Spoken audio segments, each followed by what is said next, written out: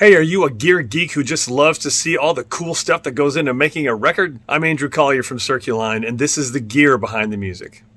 Hey, this is Andrew Colyer from Circuline, and for this gear behind the music video, I want to talk about my Roley C-board. I get a lot of questions. People ask me, what's that black thing that you were playing, when you were performing live? And I also use it on the records, and you'll see it in some of the Circuline videos too. The Roley C-board started about 10 years ago. I was one of the first people in the world to put down a deposit on one at the 2013 NAMM convention in California, because as soon as my fingers played this thing, I went, oh my gosh, a fretless keyboard. Finally, we can be, as keyboard players, we can be as expressive as string players, guitar players, bass players, violin players, cello players. It's made, the surface is made of kind of like a neoprene rubber, and you slide, you can do slide and glide. So you see my finger, when you push it, see how the rubber mushes in?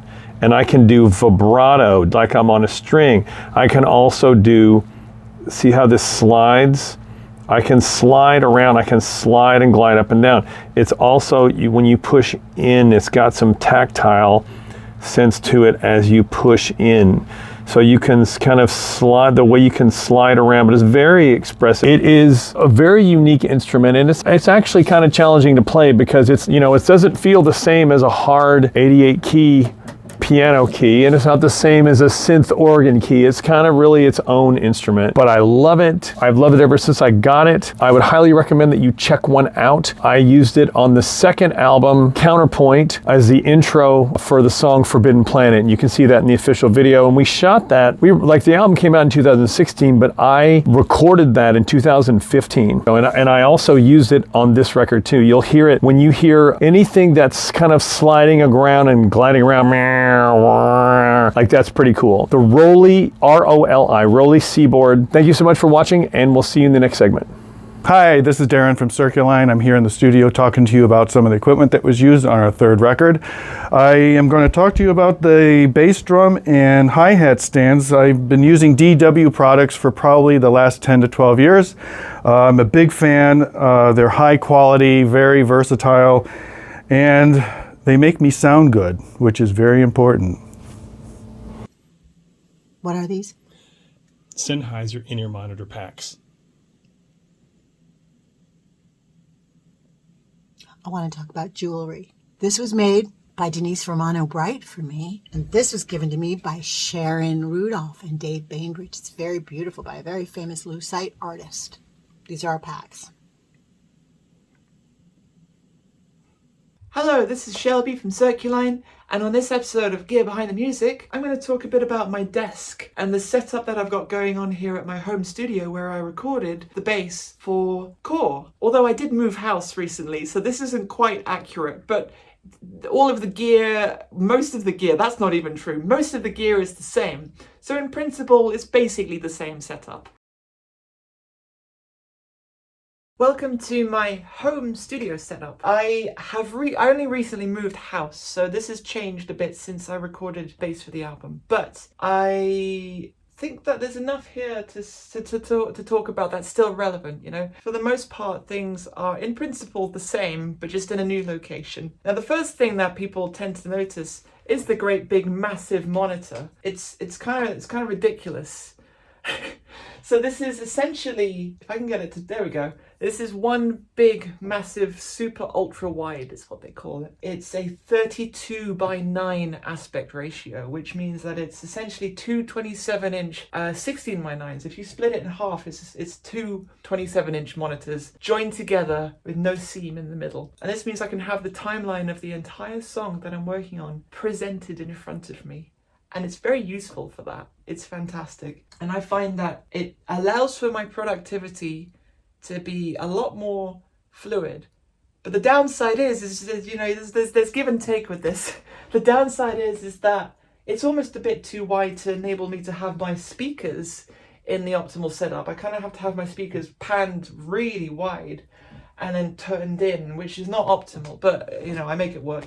And actually, on the subject of speakers, I was using a pair of Adam A7Xs for when I was tracking the album, but I've recently moved across to these Neumann monitors. These are the Neumann KH310s. And then I've got a KH80 DSP sub down here, and I find this has worked really well for this setup. I'm also using a little bit of room calibration because this isn't the most perfect room for when it comes to a nice flat, room for mixing in, because I do a lot of mixing work. Yeah, when you're working in a very tight space, there's definitely going to have to be some compromises. So I'm also running the Sonarwork room calibration software, which essentially just takes a measurement of the room by means of holding up a mic, and it plays a series of calibration test tones through the monitors, through the speakers, and then calibrates a perfect EQ compensation for the room. That's worked quite well, actually. So I've been sticking with that. In a previous clip, I mentioned the 1176 compressor. When I was tracking the album, I would stick to using a digital version of the 1176 in the DAW that I use, Logic Pro. But right here is a hardware 1176. I have used this a little bit, but this is actually one that I've had sat around, and I've been really lacking getting it patched in and getting it all wired up. It is actually now all patched in, and it is all functioning. But alas, I did not use it on the album, unfortunately. But I used equivalents on the album. This is my interface. This is the Motu 828ES. And the reason I went for this is because of the amount of I/O that it has. So it has two microphone preamps built in, but then a whole load of line-ins and line-outs, which means I can plug in all of my keyboards and all of my synths and all of my gadgets into it, and I don't need to worry about disconnecting, reconnecting. In Logic, in my DAW, my DAW, if I wanted to bring up, say, my Juno 106 keyboard, I could just be like, okay, boom, input 5 and 6, switch the keyboard on, and we're off. We're off to the races. I hit a key and the sound is straight in because it's just hardwire patched into the back of this. It's been pretty reliable. It's been pretty good. Hello Circuline fans. So I used this instrument on several tracks on the album. One of them in particular, Temporal Thing, opens the track with me playing this 12-string guitar. In fact, actually 3 tracks I multi-tracked it. And this is a vintage Viator 12-string designed by a fantastic guitar designer called Paul Brett, who is very famous as a guitarist in England in several bands. And, actually he runs a guitar festival that myself and Sally played at, I think back in 2019 in Wales. Paul also played on one Straub's album, I believe, the band that I used to play with as well. I've loved 12-string guitars ever since I first heard Genesis albums back in the 70s, but didn't actually own one until about 6 years ago when I got this one. Yeah, I became an endorsee of the Vintage Guitar Company, which is based near Leeds in England. What I love about them is they make fabulous instruments, but at really affordable prices. So I've ended up buying quite a few things from them, including this 12-string. As soon as I went along to the showroom at JHS, who distribute these guitars, I really fell in love with this one. So this is how it sounds.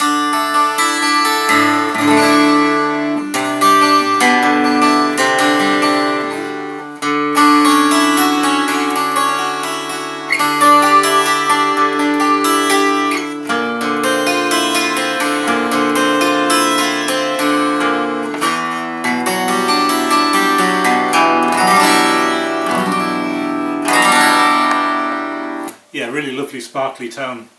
I've used this guitar on loads of recordings, including my last solo album, To the Far Away, and the last 2 Downs Braid Association albums, Halcyon Hymns, and the just about to be released actually, Celestial Songs.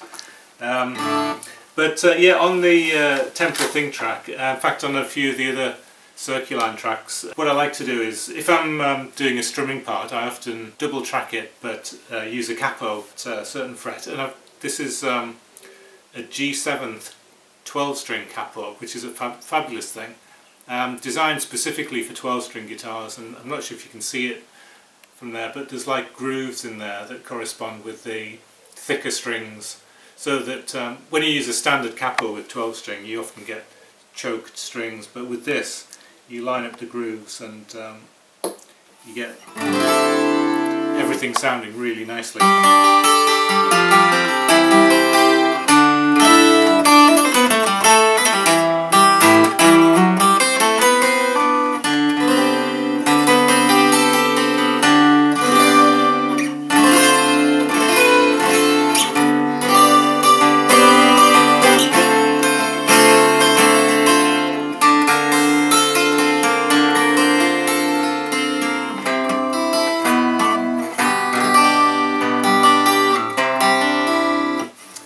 So yeah, so this is the vintage 12-string guitar, and that's what it looks like on the back. It's really nicely designed, and actually Paul Brett, who designed this, has designed several 12-string guitars for vintage, and they're all really great.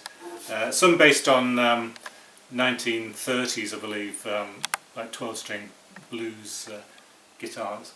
Yeah, so that's a 12-string.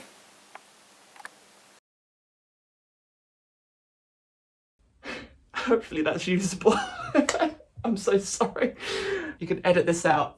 Oh, I'm sorry for whoever's editing this. Sennheiser in-ear monitors. These are our packs. I'd rather talk about jewelry. But you can hear yourself on stage when we have these things. I'm trying to be funny too. I'm trying to give you some material to work with. I'm the straight man, you're the funny one.